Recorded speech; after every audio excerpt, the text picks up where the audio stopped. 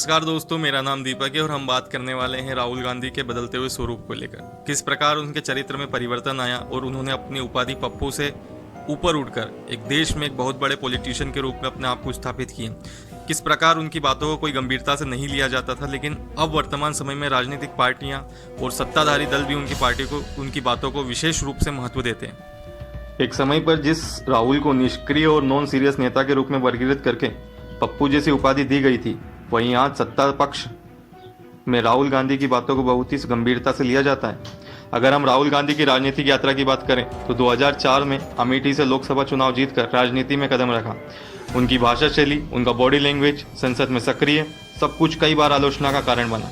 कांग्रेस जिसका 1950 से लेकर 2014 यानी अगर अटल बिहारी वाजपेयी के कार्यकाल को भी निकाल दें तो भारतीय राजनीति में कांग्रेस का दबदबा रहा, परंतु 2014 और 2019 में चुनावी हार के बाद कांग्रेस टूट गई और उन्हें सत्ता प्राप्त नहीं हुई। तो 2022 में जब राहुल ने भारत जोड़ो यात्रा कन्याकुमारी से शुरू की और हजारों किलोमीटर यात्रा करके जम्मू कश्मीर पहुंचे, तब राहुल गांधी चरित्र, भाषा शैली में अमूलचूल परिवर्तन आया। भले ही 2024 में कांग्रेस को सत्ता प्राप्त न हुई हो, परंतु 2029 में बीजेपी के लिए राजनीतिक रण आसान नहीं होगा। कहते हैं कि यूपीएससी में 3 फेज होते हैं, प्री, मेंस और इंटरव्यू। राहुल गांधी ने प्री राजनीति का पास कर लिया है और मेंस की तैयारी कर रहे हैं।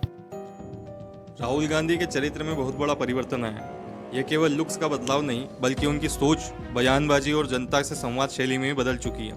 पहले वो बोलते थे, लेकिन अब वो सुनते भी हैं। पहले वो प्रेस कॉन्फ्रेंस में अटपटे जवाब देते थे, अब वो सवालों को आत्मविश्वास से लेते हैं। पहले वो संसद में कम दिखते थे, पर वो डिबेट्स में अब बढ़ चढ़कर हिस्सा लेते हैं। यानी लुक से लेकर अप्रोच तक राहुल गांधी बदल चुके हैं। पहले राहुल गांधी में भाषणों में कई बार मजाक का विषय बन जाता था, उनके शब्दों में गहराई की कमी महसूस होती थी, लेकिन अब उनके भाषणों, उनको मुद्दों में गहराई है।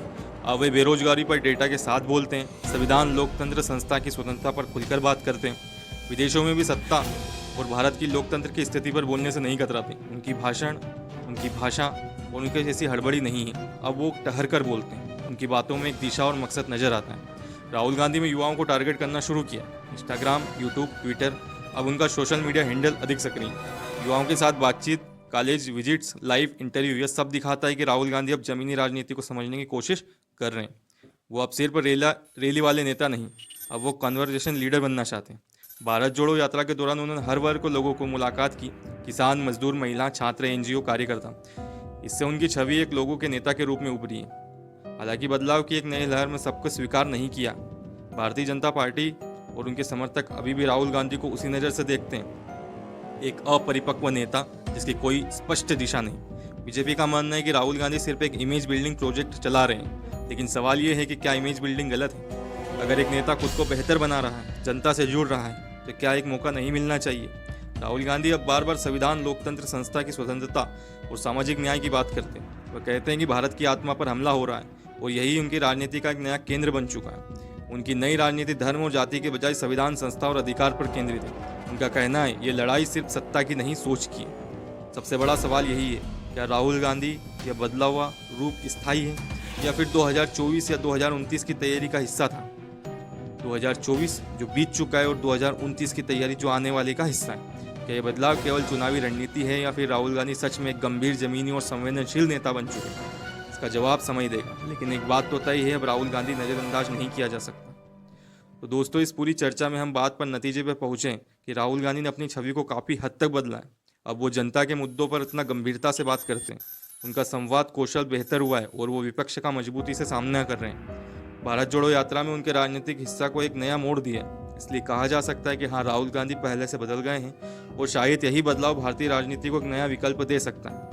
हर नेता अपने कार्यकाल में एक वर्ग को अवश्य चुनता है। जैसे अगर हम लाल बहादुर शास्त्री को देखें तो उन्होंने महिलाओं को चुना, उन्होंने किसानों को चुना।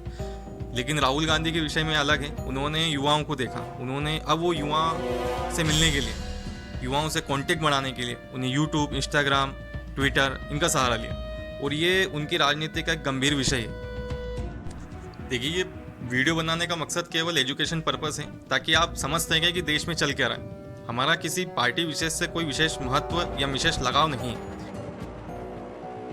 आपको क्या लगता है, वीडियो पसंद आया हो तो लाइक, शेयर, कमेंट करके बताएं और राहुल गांधी के क्या बदलाव नजर आए हैं ये भी अवश्य बताएं। थ्योरी विद दीपक को सब्सक्राइब करना ना भूलें। फिर मिलते हैं एक रोचक विश्लेषण के साथ। जय हिंद, जय भारत।